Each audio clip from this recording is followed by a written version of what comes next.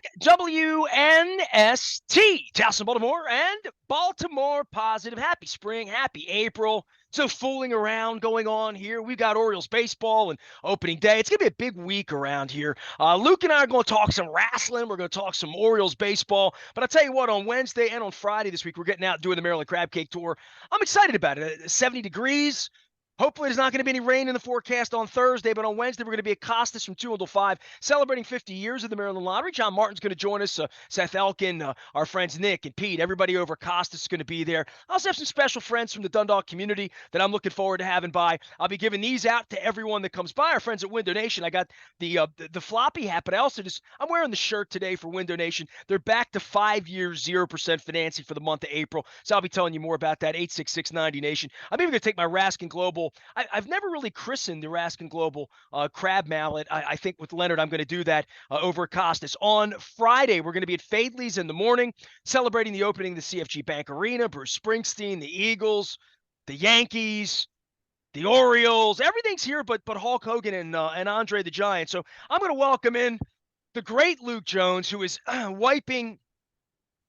Can I just say something to you? It's early in the morning on Monday as we tape this, and I know you were up late, and WrestleMania is a little bit of a Ramadan for you. It's a little bit of a high holy holiday for you and your family and your brother. I just want to give you time to celebrate, but I just want to tell you this. At 4 a.m., I had a little Rofo coffee in my Cole Roofing mug here, and I looked down on my phone. I don't know anything about this, and I'm leaving it for you. Did Snoop Dogg win the title last night? I mean, tell me, was he involved in some way? He did not win the title. He was a host for WrestleMania. It was in Los Angeles. It was at SoFi Field, which, of course, the home of the Rams and the Chargers, home of the Super Bowl last year. But so what happened? And you'll appreciate this. I think we all can appreciate this to some degree. And I don't mean appreciate it meaning enjoying it, but understanding it. There was a moment in night 2 where Snoop Dogg comes to the ring with The Miz, who's been in WWE for a long time, former WWE champion. They were the quote hosts of WrestleMania this year. So what had happened, and you may not be aware of this, but the last few years, WrestleMania has become a 2-night event. That was something that started during the pandemic. It's something they would have done anyway. But what happened on night 1, The Miz was challenged by Pat McAfee, who has dabbled in WWE. He's wrestled a couple matches. He was a commentator on SmackDown before he got the ESPN College Game Day gig. He came out and he beat The Miz in an impromptu match. So night 2, The Miz comes out and basically starts giving Snoop Dogg some grief, saying, "Hey, why'd you do me like that? I mean, you set me up to lose that match." Well, lo and behold, Shane McMahon comes out, who has not been in WWE for over a year. Was the last time he had made an appearance. He was to challenge The Miz for an impromptu match, but, and this is where kayfabe ends and real life kicks in, Shane McMahon, 30 seconds into their impromptu match, tore his quad. Like legitimately tore his quad, tried to do a leapfrog, and you see he lands awkwardly and just crumbles, and they didn't show him again. Like the camera was showing The Miz. Well, whoever called the audible, whether it was the ref, whether it was The Miz, or Snoop Dogg himself thinking, we've got to do something here. So We're on live television. Snoop Dogg delivers a shot. The Miz goes down, and Snoop Dogg delivers the people's elbow, The Rock's old signature move, and wins the impromptu match. So, and it'll never be known if it was scripted or not.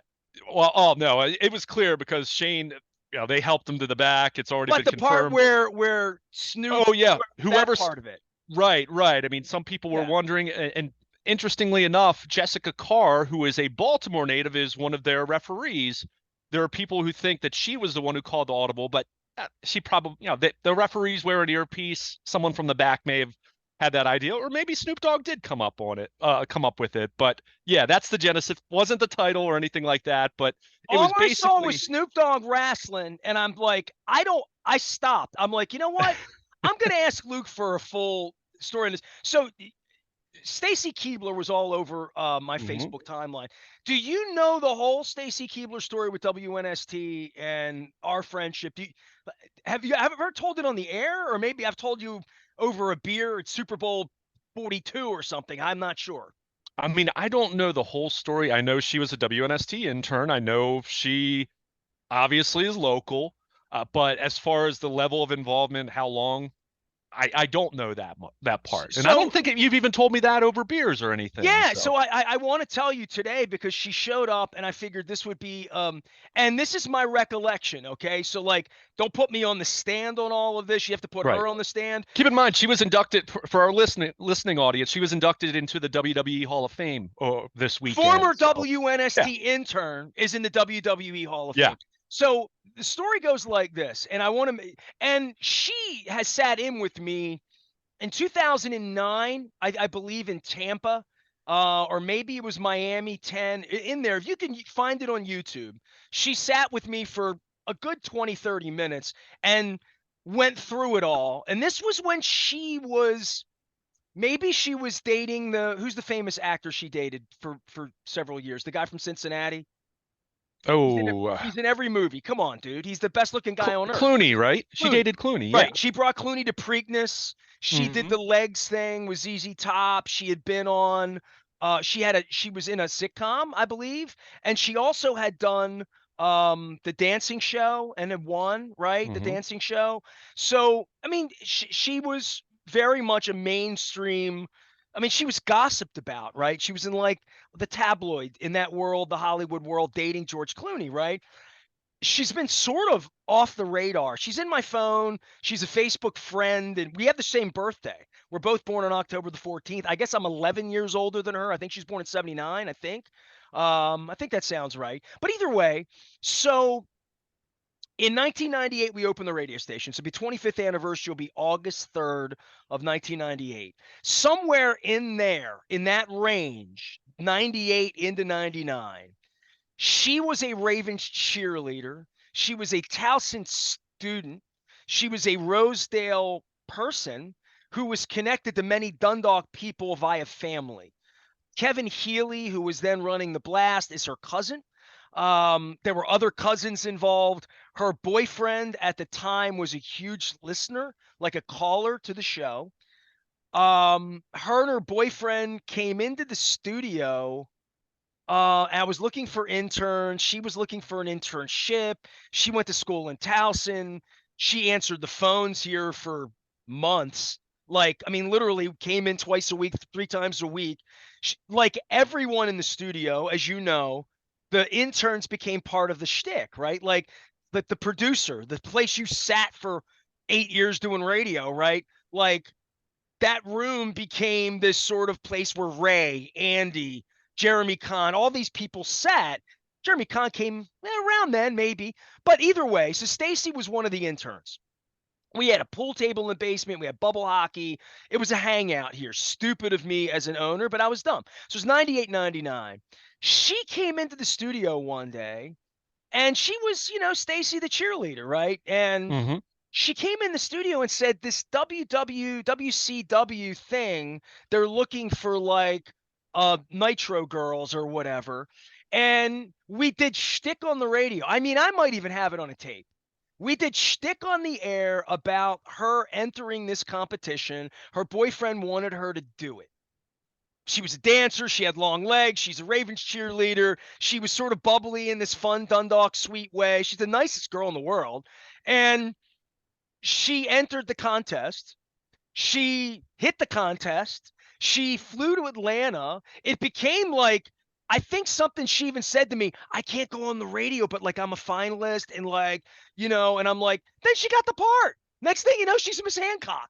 And the next thing Yeah. you know, the Super Bowl's 2 years later. She came down with me to the Super Bowl. She called me on like Tuesday. She's like, hey, I need a place. Can you help me? Like, I need to get in. She hung out with us for 4 days. She sold T-shirts and a Get Nasty shirt at Whiskey Joe's, like literally. So she came back to the hotel that night. She had jumped the fence to get onto the field after they won the Super Bowl, had all these pictures and stuff. Meantime, she's checking into the hotel. We hung out. We ran into Tommy Shaw. People are yelling, hey, you're with Miss Hancock. And I'm like, it just was Stacy, my intern to me. So strangely enough, she went on to be Stacy Keibler and she showed up on my timeline 2 weeks ago, going into the Hall of Fame. And dude, I hadn't seen her husband or kids. She lived in White Marsh. She was dating the wrestler, right? She was involved very heavily with one of the wrestlers, Ric Flair's kid. I don't know. This is 20 years. This is before George Clooney, but like she has evaporated and gone off of the radar. And I don't think she's appeared on any Oprah, any shows, anything like that at all before she showed up like 10 days ago with this long missive on Facebook saying, I'm back. I'm going into the WWE. She's in People Magazine, this, that. And I'm like, well, good for you. She's got her children. They're beautiful. Her husband. I didn't see her ceremony, but I saw pictures of it on her timeline. And I just want to say I love Stacy Keibler, and we share the same birthday. And I haven't seen her in a while, but if I did, I'd love to have her on the show and just catch up and see what's going on with her. But she's a special person, and I have all sorts of fun pictures of her on opening day with Bobby Nick and Mark Messina and Keith Mills and Dave Johnson and like a bunch because we did opening day. I mean, she was a big part of what we did. She wasn't here one day, one time. She's in pictures through the years of doing all sorts of crazy stuff around here and promotions we did. And I love Stacy. And she's in the WWE Hall of Fame, with Ivan Putski and with other like superstars, right? Yeah. It's an incredible honor. You noted that, yeah, she'd kind of fallen off the radar. I mean, she hadn't been involved in WWE in a long, long time, but even just in pop culture and being involved in other I think projects. she'd had enough, and if I knew her, she'd probably say that, right? Right. And my understanding was she kind of wanted to focus on her family, and God bless her. I mean, I respect that. But yeah, she was inducted, and obviously over the weekend, Rey Mysterio was kind of the headline inductee for this year's WWE Hall of Fame class. The Great Muta inducted into the Hall of Fame, and the late WWE referee Tim White, who passed away last year, he was inducted as well. So, pretty cool honor. WWE Hall of Fame is controversial in the sense of it's very a little bit. And I'm even talking like go beyond the storyline, just the politics of guys that have been in, guys who haven't been inducted. It's a Vince individuals. club. Yeah. I mean, it is what it Oh, is, right? no Yeah. question. But very cool for her And by sake. the way, Vince is about to go out. I know you don't do business or kayfabe too much, but like there's a big shift about to happen in the industry, right? Financially, spiritually, Vince's wife running for like all the politics, all of that aside, Vince is being ushered out, right? And he's an old man now, right? Literally. Well, he actually, I mean, amidst all the controversy of accusations and hush money and sexual misconduct, all kinds of things, which look, that goes back a long time with Vince McMahon. There at best had been whispers about indiscretion and different inappropriate behavior, whatnot. But it sounds and the big story over the weekend, I think it was CNBC who reported it. This had been rumored for a while of WWE's potential sale, but looks like the UFC parent company Endeavor is going to purchase WWE, and what that means for Vince McMahon and what that means for the future of the company, we'll see. But certainly a big story and something that I know Triple H, Paul Levesque, who has been in charge of the creative process since Vince retired last summer, even though there's been talk as far as Vince being back involved again in some shape or form, at least. He declined to comment on it after WrestleMania Night 2, late Sunday night. But that is the story. It sounds like WWE is going to be sold, and what that means for the product, we'll see. Of course, that's it's going to be a lucrative number. WWE is the Disney of pro wrestling, so to speak. I mean, it's that kind of a brand. Like that, I mean, it'll be. It's more than an NFL franchise. I mean, it's a massive number. I mean, it's a publicly traded company. It's been a publicly traded company for a long time. I haven't heard what the exact number is. I'm seeing right now, and I'm looking at the CNBC report. The Endeavor deal gives WWE an enterprise value of $9.3 billion. 9.3. Wow. This is even not more than I thought. This is not Vince McMahon Senior's WWF, right? I mean, it's come a long, long way since then. From George Sahara. Again, it'll be interesting to see how it plays. Yeah, it'll be interesting. This UFC / WWE kind of partnership, merger, whatever you want to call it.